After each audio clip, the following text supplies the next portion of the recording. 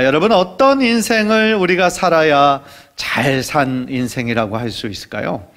어떻게 살아야 하는 것을 제일 많이 고민할 때는 청년의 때라고 생각이 들어요. 저도 이제 대학교 다니면서 또 어떻게 사는 것이 정말 마땅한 것인가, 어떤 것이 하나님의 뜻 가운데 사는 것인가 고민을 많이 했던 것 같아요. 그런데 어떻게 살아야 할 것인가라는 그런 고민은 사실은 청년의 때뿐만 아니라 우리들의 인생을 살면서 중간중간 점검해야 되는 것이라고 생각을 합니다. 우리들의 인생이 지금 방향이 올바른 방향으로 걸어가고 있는지, 우리가 정말 올바른 믿음의 표대를 향하여 달려가고 있는지, 계속해서 말씀이라는 올바른 표준에 우리들의 삶을 비춰보는 것이 너무나 중요하다라는 생각을 해요. 오늘 성결구단에 신문이 와서 보니까 마틴 루터 킹 목사님 아시죠? 마틴 루터 킹 목사님이 암살당하기 2달 전에 자신의 고향 교회에서 설교했던 설교문이 나오더라고요. 그래서 제가 한번 읽어드릴 테니까 여러분 한번 잘 들으세요. 내가 죽거든 나를 위해 긴 장례는 하지 마십시오. 긴 조사도 하지 마십시오. 내가 노벨상 수상자인 것과 또 많은 상을 받은 사람이라는 것도 밝히지 마십시오. 그것들은 하나도 중요하지 않습니다. 마틴 루터 킹은 타인을 위한 삶을 살려고 노력했고, 다른 사람들을 사랑하려 했으며, 전쟁에 대해 올바른 태도를 취했으며, 배고픈 사람에게 먹을 것을, 헐벗은 사람에게 입을 것을 주기 위해 애썼으며, 인간다움을 지키고 사랑하기 위해 몸 바쳤다는 것이 기억됐으면 합니다. 이게요, 자신의 죽음을 마치 예측이라도 하듯이, 자신이 암살당하기 2달 전에 자신이 섬기는 그 교회에서 설교문을 한 내용이라는 거예요. 그래서 마틴 루터 킹 목사님의 가장 유명한 연설이 나는 꿈이 있습니다, I have a dream 하는 거잖아요. 마치 그것과 같은 연설문처럼 이 설교문도 나중에 굉장히 유명하게 회자가 되었다고 합니다. 이 글을 보면서요, 저도 다시 한번 이 인생을 어떻게 살아야 하는가 고민하게 됩니다. 또한 나의 삶이 결국은 영원하지 않고 결국 하나님께서 부르실 때 돌아가야 될 텐데, 남아있는 자들에게 나의 삶이 어떤 삶으로 기억될 것인가에 대해서 다시 한번 생각해보는 시간이 됐어요. 누구나에게 딱 한 번밖에 주어지지 않잖아요, 인생은. 그렇죠? 그래서 예행 연습이라는 것이 없어요, 인생이라는 것이. 따라서요, 오늘 말씀을 통해서 이것이, 오늘 말씀이 사실은 전도서는 지혜서라고 말씀을 하시잖아요. 잠언, 전도서, 이것이 이제 하나님께서 우리들의 삶을 어떻게 살아나가야 할 것인가에 대한 올바른 지침과 지혜를 가르쳐 주시기 때문에 지혜서라고 하거든요.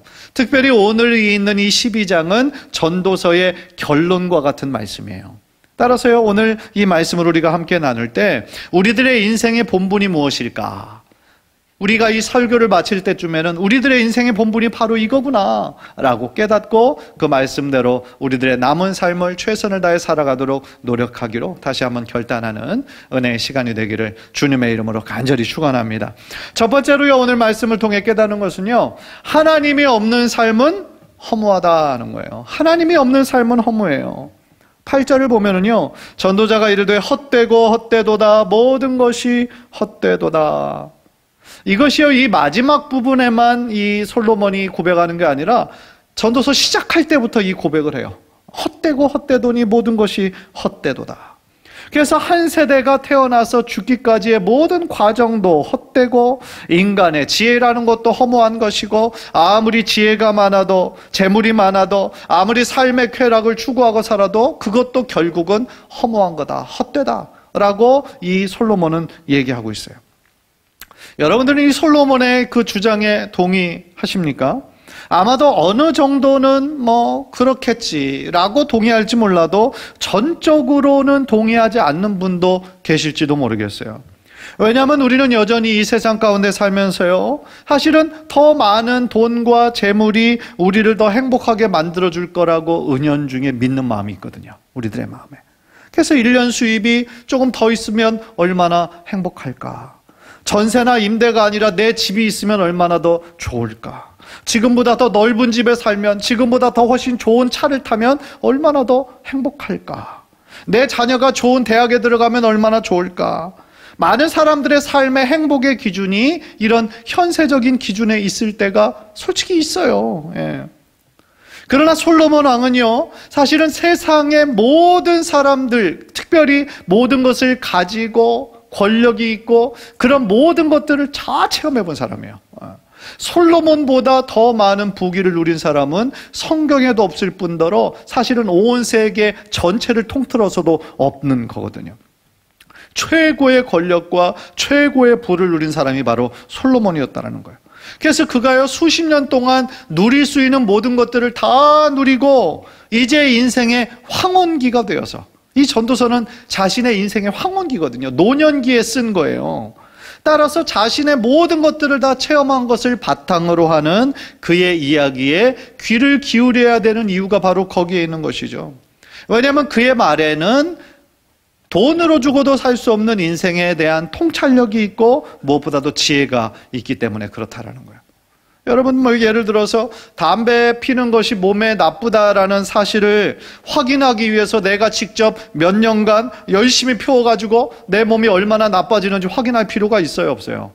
없어요. 왜냐하면 이미 담배가 유해하고 좋은 점이 하나도 없다라는 것을 우리는 이미 과학적으로 증명된 것도 알고, 주변의 사람들의 건강 나빠지는 것을 간접적으로도 봐서도 알고 익히 아는 것이죠.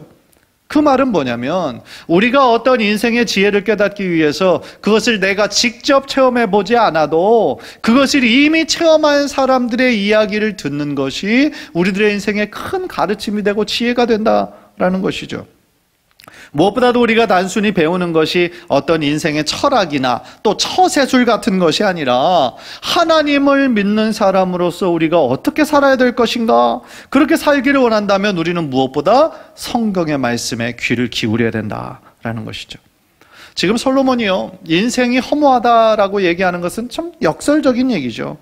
그는 전도서 전체에서 인생은 헛되다라는 것을 몇 번 얘기하냐면 37번 얘기해요. 이 전도서, 이 짧은 12장 내에서 37번이나 얘기합니다. 그리고 해 아래라는 말도 29번이나 사용해요.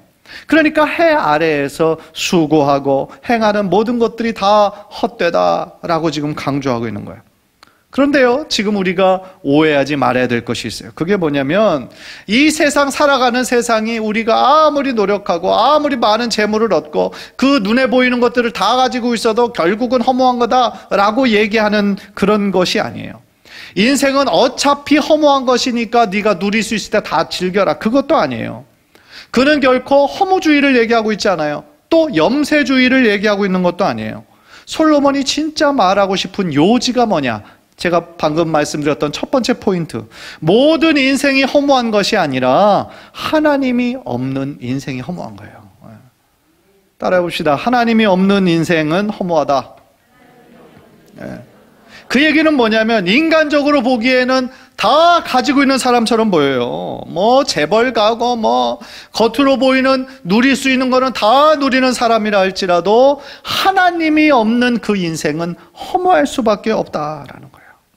왜 그러냐면요, 우리들의 인생의 참된 목적은 오직 하나님 안에서만 발견할 수 있기 때문에 그래요. 하나님을 우리가 인격적으로 만나지 못하면요, 우리가 왜 이 땅에 존재하는지를 알 수가 없는 거예요. 그래서요, 이게 과학적으로 통계가 있어요. 몇만 불, 이 연수입이 몇만 불 이상이 되면 이 크리스찬들의 숫자가 점점 줄어들어요. 줄어들고 점점 더 선진국이면 되면 될수록 사람들이 허무주의를 느끼는 허무감, 외로움을 느끼는 사람들이 점점 더 많아지거든요. 그게 뭐냐면, 자신이 열심히 노력해서 얻을 수 있는 건 어느 정도 이뤘어요. 그런데 이루고 났는데도 여전히 삶이 행복해지지 않고 허무한 거예요. 그 이유가 뭘까요? 내가 뭘 위해서 이렇게 열심히 살았나? 거기에 대한 해답이 주어지지 않는 거예요. 내가 인간적으로 열심히 노력해서 일해서 얻을 거는 얻었는데 여전히 삶에 채워지지 않는 공허함의 문제가 그를 괴롭히는 거예요.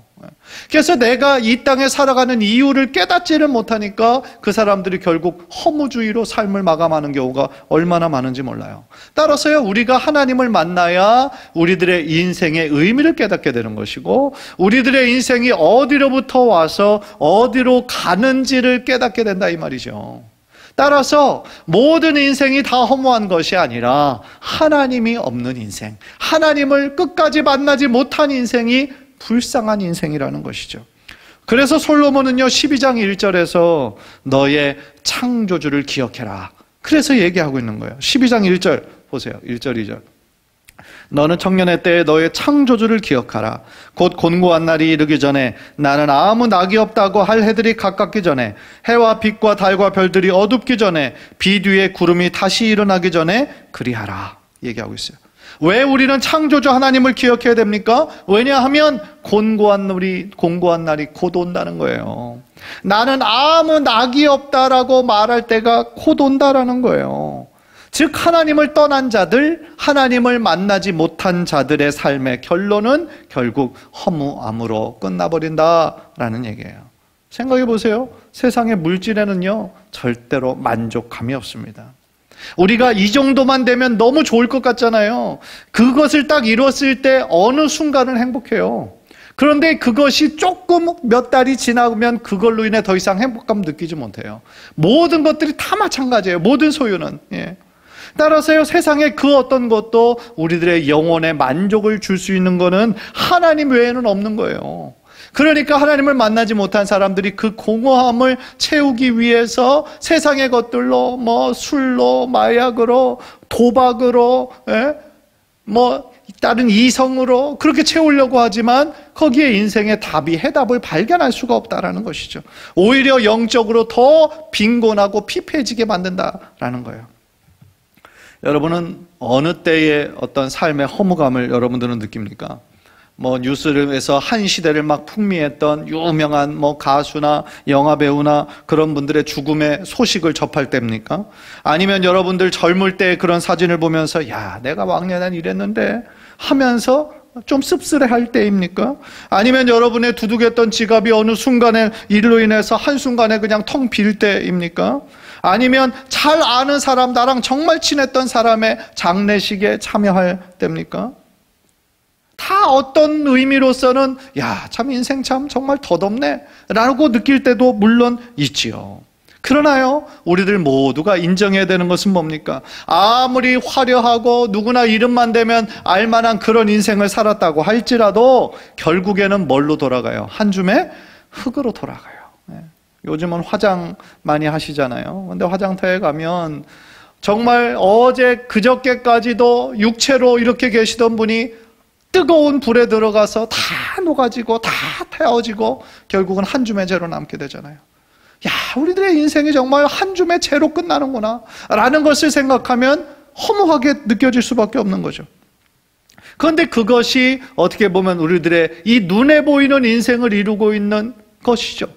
그래서 12장 7절을 보면은요 이렇게 얘기해요. 흙은 여전히 땅으로 돌아가고 영은 그것을 주신 하나님께로 돌아가기 전에 기억하라 라고 얘기하는 거예요. 내가 아까 말씀드렸잖아요. 우리가 하나님을 만나게 되면 어디로부터 우리가 왔고 어디로부터 가는지를 알게 된다.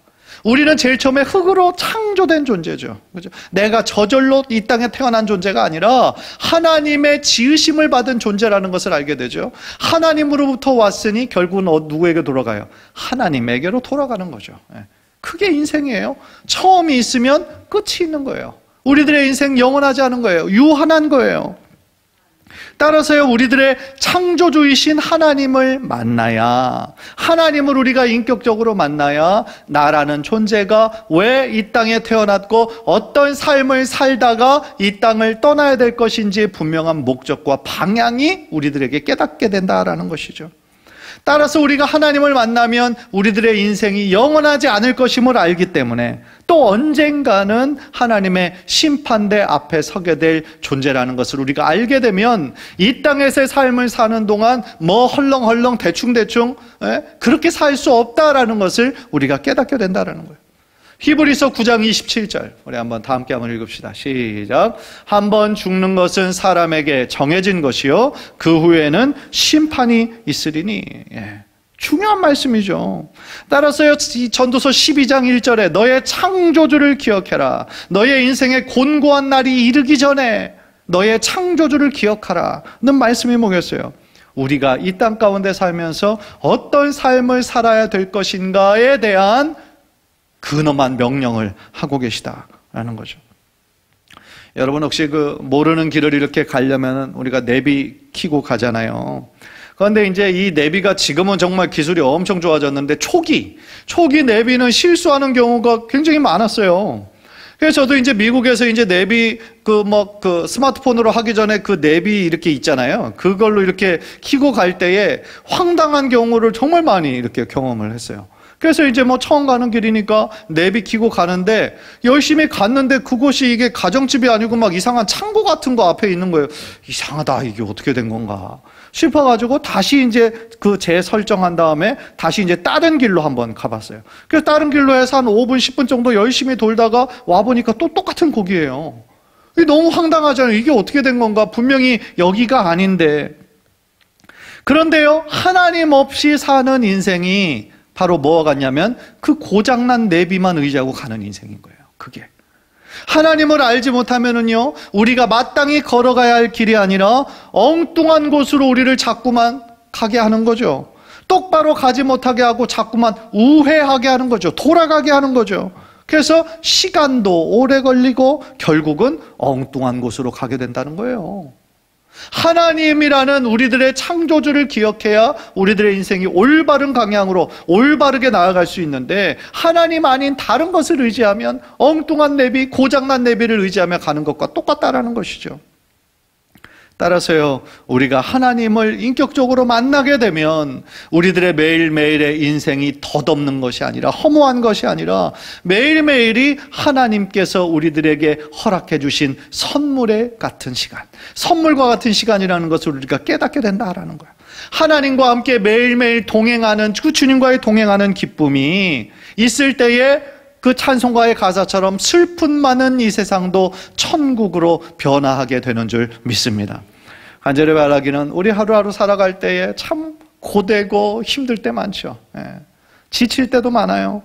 그러나 힘든 생활 속에서도 우리가 주님의 말씀이 내 발의 등이요 내 길의 빛이니이다 하신 그 말씀처럼 주님께서 가르쳐 주시는 대로, 주님께서 이끄시는 대로 순종하는 우리 귀한 성도님들 모두 되시기를 주님의 이름으로 간절히 축원합니다. 또한요, 오늘 본문은요, 우리들의 인생의 본분이 그러면 뭔가, 하나님 없는 인생이 헛되다라고 제가 방금 말씀드렸는데, 그럼 우리들의 인생의 본분은 뭔가 가르쳐주고 있어요. 13절 말씀이에요. 13절 우리 다 함께 읽읍시다. 시작. 일의 결국을 다 들었으니 하나님을 경외하고 그의 명령들을 지킬지어다. 이것이 모든 사람의 본분이니라. 아멘. 그러니까 이 구절은요, 12장의 결론일 뿐만 아니라 전도서 전체의 결론이에요. 그러니까 솔로몬이 이 일의 결국을 다 들었으니, 그러니까 자신이 지금 전도서를 통해서 이야기하는 그 모든 것들을 네가 지금 듣지 않았냐? 그러니까 이 모든 것 중에 가장 중요한 우리 인생의 본분은 바로 뭐냐? 하나님을 경외하고 그의 명령들을 지키는 것이다. 그게 우리 인생의 본분이다 라고 지금 말하고 있는 거죠. 하나님을 경외한다라는 뜻은 뭡니까? 하나님은 거룩하신 분이라는 것을 우리가 인정하면서 두려움과 떨림 가운데 주님만을 바라보라는 거죠. 하나님은 사랑의 하나님이실 뿐만 아니라 동시에 공의의 하나님이시잖아요. 따라서 그 공의의 하나님이라는 것을 우리가 인정하며 죄를 미워하는 거. 하나님을 경외한다는 것은 죄를 미워하는 삶을 산다는 거예요. 죄를 미워하게 되면 당연히 우리들의 삶이 거룩하고 구별된 삶으로, 하나님 기뻐하시는 삶으로 변화될 수 있다라는 거예요. 그래서 청교도로 유명한 토마스 왓슨의 말처럼 나를 언제나 바라보고 계시는 하나님의 거룩한 눈길을 의식하며 사는 것, 그것이 바로 하나님을 경외하는 거라는 거예요.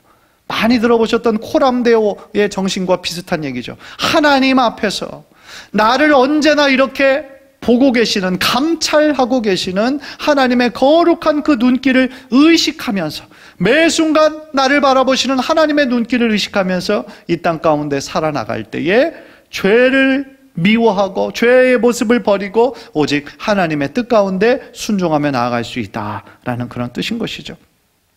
따라서 하나님을 경외한다라는 것은요, 하나님의 말씀을 지키는 이 명령하고 전혀 다른 두 개의 명령이 아니에요. 하나님을 경외하는 삶을 살 때 자동적으로 우리는 하나님의 말씀을 지키는 삶을 살게 된다라는 거죠. 왜 그렇습니까? 우리가 지금 하나님의 말씀을 전혀 순종하지 않고 있다면, 지켜도 되고 안 지켜도 되고 라고 생각을 한다면 우리는 지금 하나님을 경외하는 거예요? 아닌 거예요? 어려워요? 아닌 거죠. 하나님을 경외하는 삶을 산다면 내 취향에 따라 내가 만든 시간에 어떤 거는 하고 어떤 거는 나중에 하고, 아유 이거는 힘드니까 아예 안 하고, 그렇게 할 수 있는 성격이 것입니까? 하나님의 말씀이? 그렇지 않다는 거죠. 만약에 여러분들이 지금 직장 생활하는데 여러분들의 직속 상사예요, 혹은 사장이에요. 그런데 여러분들에게 지시한 게 있어요. 그런데 지시한 게 있는데 내가 그냥 뭐 친구랑 전화하다가 혹은 뭐 다른 짓 하다가 뭐 못했어요. 그러면 왜 그거 안 했냐 그러면, 아 내가 뭐 친구랑 이렇게 하는 시간을 해가지고 내가 못했다고, 아 뭐 내일까지 하겠다고, 이런 식으로 하면 그 사장이 뭐라고 그러겠어요? 그냥 집에서 평안히 있으라고 그러겠죠. 내일 안 나와도 되니까 그냥 계속 집에서 평안히 쉬고 있어, 이제 그렇게 얘기를 하겠죠. 군대에서 상관이 밑에 있는 사람에게 이거 당장 지금 해 그랬는데, 아우 내가 좀 급한 거 먼저 하고 내가 나중에 하겠다고 그렇게 얘기하면 그게 이루어지겠어요? 하극상인 거죠, 그죠? 따라서요, 우리가 하나님의 주어진 명령을 내 뜻대로, 내 기분대로, 그냥 어떤 거는 내키는 것은 하고 어떤 것은 그냥 안 하고 나중으로 미루고, 그거면 지금 우리는 하나님을 경외하는 거예요? 아니면 만만한 분으로 생각하는 거예요? 후자인 거죠, 그죠? 하나님을 경외하는 삶을 산다고 한다면 하나님께서 우리들의 인생을 아시는 분이 이렇게 살아라, 이런 것을 피해라, 하지 말아라 말씀하셨으면 분명히 하나님을 경외하는 삶을 산다면 그렇게 따라야 되는 거죠. 그런데 왜 우리는 자꾸 나의 기준에 맞춰서 이런 거는 할 수 있는 건 하고 못하는 건 안 하고, 그래도 죄책감도 없고 마음에 그런 것도 없이 살아간다고 한다면 우리는 지금 나의 직속 상관보다도 못하게 하나님을 지금 대우하고 있는 거죠. 이게 얼마나 안타까운 얘기입니까? 그런데 실제로 우리들의 신앙생활하면서 그러는 경우가 얼마나 많이 있느냐는 거예요. 그래서요, 슬픈 거는 현대의 많은 크리스찬들이 하나님을 경외하는 법을 잃어버린 시대가 된 거예요, 지금은. 많은 사람들이 하나님은 사랑의 하나님, 위로의 하나님, 내 있는 모습 그대로 받아주시니까, 내가 이렇게 할 수 없는 거 다 이해해 주시니까, 나의 연약함까지 다 아시니까 라는 것으로 자기 합리화를 하면서 하나님께서 말씀하신 것을 그 말씀대로 지키지 않는 경우가 얼마나 많이 있냐고요. 안타까운 얘기죠. 하나님을 두려워하지 않는 거죠. 하나님이 정말 살아계시고 역사하시는 분이시라는 것을 안다면 그것을 당장에 실천해야 되는 것을 어떻게 안 할 수 있느냐고요. 그건 하나님을 무시하는 거죠. 만만하게 생각하는 거죠. 그래서 자신의 삶에 있는 수많은 죄들을 철저하게 회개하기보다는 자꾸 뭐가 느는 거예요? 변명이 느는 거예요, 변명이. 내가 이래서. 자기 합리화를 하는 거예요. 마치 사울왕이 하나님의 말씀에 불순종하니까 자꾸 자기 합리화하고 변명이 나왔던 것처럼. 따라서요, 하나님을 경외하는 삶은 어떤 것으로 이어져야 되냐면 하나님의 명령을 지키는 삶으로 이어져야 되는 거예요. 그렇게 사는 것이 우리들의 삶의 바로 본분이다 라는 거예요. 그렇게 살아야 할 이유가 마지막 절 14절에 나와요. 14절. 자, 다 함께 읽읍시다. 시작. 하나님은 모든 행위와 모든 은밀한 일을 선악간에 심판하시리라. 아멘. 왜 하나님을 경외하고 그 말씀을 지켜야 한다고 말씀하는 거예요? 하나님께서 우리들의 모든 행위와 은밀한 부분까지도 결국 선악간에 심판하실 것이기 때문에 우리들 모두가 하나님 앞에 설 때가 반드시 옵니다. 그것은 예수님 믿는 사람만 서는 것이 아니라 하나님 믿지 않은 사람들도 다 하나님 앞에 서게 되는 그때가 오는 거예요. 그래서 그날 하나님 앞에 섰을 때 나의 은밀한 모든 죄의 부분까지도 다 드러나게 된다라는 거예요. 그런데요, 이것이 반드시 안 좋은 소식만은 아니에요. 왜냐하면 마지막 날에 우리가 하나님 앞에 섰을 때 나의 악한 것만 드러나는 것이 아니라 나의 선한 일도 하나님 앞에 드러나게 되잖아요. 따라서 하나님의 말씀을 듣고 우리가 이 땅 가운데 사는 동안 하나님께 충성하고 헌신하고 순종한 사람들은 하나님께 뭘 듣겠어요? 칭찬을 듣고 인정함을 받고 영광함을 받고 의의 면류관을 우리가 얻게 되는 것이죠. 따라서 우리가 하나님 앞에 서게 되는 그날 우리는 정말 하나님의 칭찬 듣는 그러한 쪽으로 우리가 서야지, 하나님 앞에 책망받고 영원한 멸망으로 가는 것을 원하는 사람은 단 한 사람도 없을 거라는 것이죠. 그렇다면 오늘 설교의 서론에서 제가 질문했던 것을 다시 한번 질문해 봤으면 좋겠어요. 크리스찬으로 우리는 어떤 삶을 살아야 하는가? 어떤 인생을 살아야 하나님 앞에서 정말 잘 산 인생이 될까? 오늘 말씀은 우리들의 인생의 본분이 바로 하나님을 경외하고 그의 말씀을 지키는 거라는 것이죠. 그래서 우리들의 인생에 분명한 목적이 있고 또 인생의 끝이 있음을 깨달아서 거룩하신 하나님 앞에서 겸손하게 또한 우리들에게 주어진 그 사명을 최선을 다하여 감당할 때에 하나님 앞에 칭찬 듣고 인정받는 인생 될 줄 믿습니다. 예수님께서 모든 계명의 핵심이라고 말씀해 주신 것이 두 가지가 있잖아요. 우리들의 마음과 목숨과 힘을 다하여 하나님을 사랑하라. 그리고 또한 나의 힘을 다해서 나의 주변에 있는 이웃을 돌보고 섬기고 사랑하는 그러한 삶을 살 때 그것이 우리들의 인생의 본분을 다하는 것이라고 저는 생각합니다. 간절히 바라기는 우리 사랑하는 성도님들 모두가 우리 인생의 본분을 깨닫고 그 말씀대로 실천하고 순종하는 우리 귀한 성도님들 모두 되시기를 주님의 이름으로 간절히 축원합니다.